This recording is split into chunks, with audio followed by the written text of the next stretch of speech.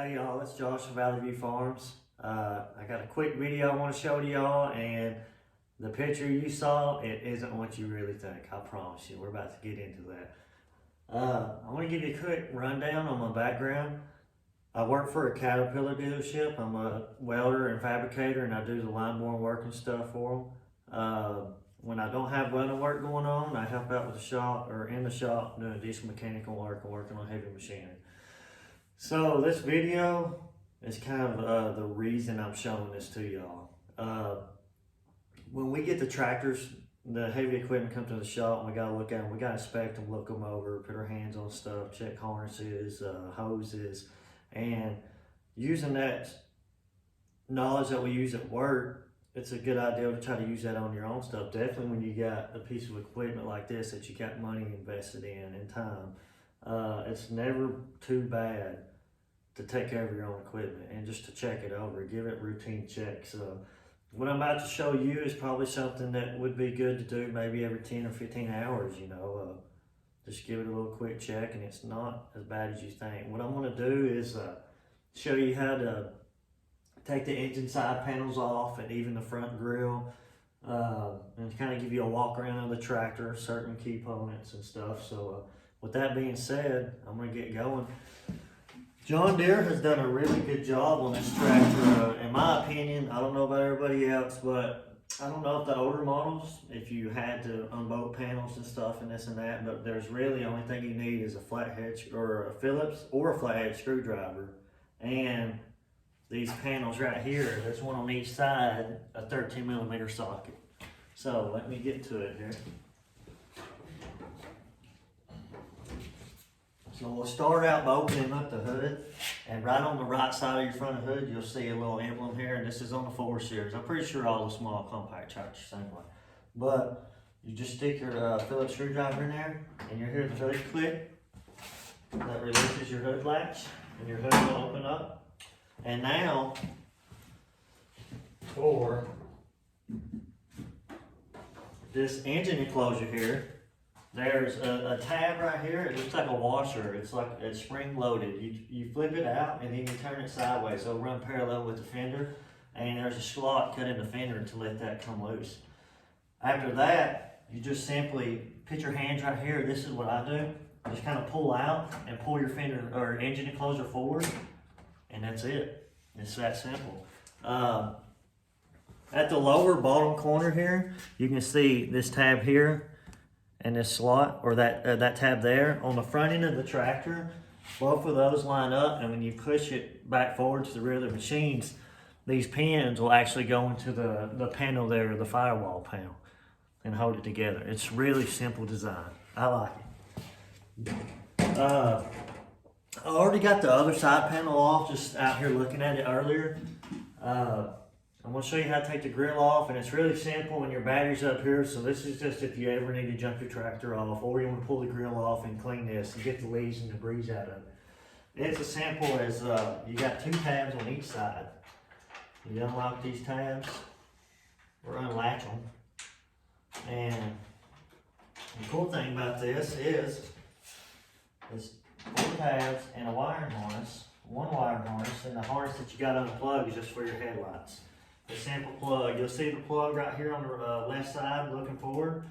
It's a red tab. You pull the red tab up, just squeeze your harness and pull your harness out. So you can leave the grill with the tractor, or you can take it completely off. So John Deere's got it where you can pull it up so far, and there's actually slots in the grill housing where you can roll it back like this and then push it down, and it holds the grill up. And that gives you full access to your battery, your cables, if you ever got to jump it off or jump something else off. But me, I would rather just go ahead, if you got the time, just pull your grill up, and then you can pull out on the side once your grill touches the top of the hood, and then you just pull it, and it's very simple, and it's really light too. So it's just like that. You set your hood off. So now we're going to kind of do like an actual walk around of the tractor. I'll show you some key components, what I think is pretty handy to keep an eye on, and it'll help you out in the long run. All right, guys and girls, this is the tractor stripped down with the engine panels off. As you can see, it opens it up a lot. I'm just going to point out some basic stuff here. Maybe it'll help people out. If y'all have any more questions after the video, just comment or message me, whatever y'all need to do. So these right here are your lines for your front end loader for your tilt and lift functions.